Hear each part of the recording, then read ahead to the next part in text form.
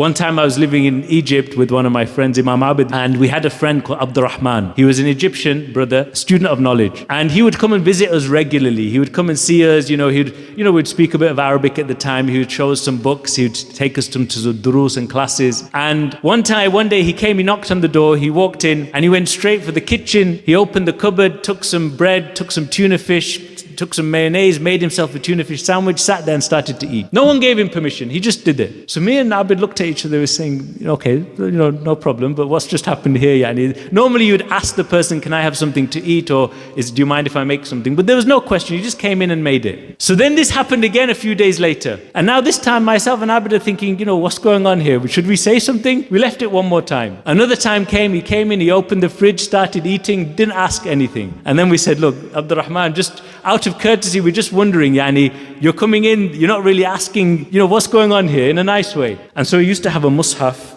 in his pocket, always had a mushaf here.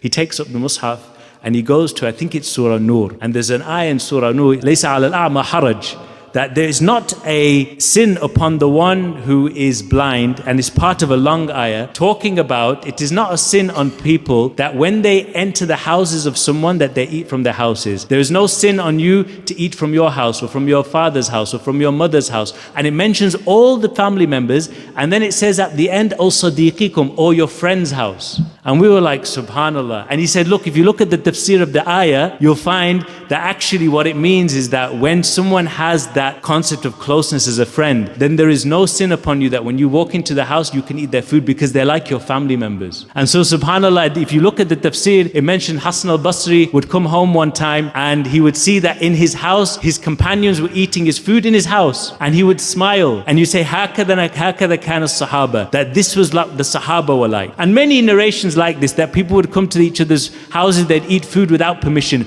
because that was the brotherhood, that was the quality of the relationship. There was no pretenses. You are my brother. Like you are my brother in blood, you are my brother in faith, and so you can eat from my house. Whatever is mine is yours.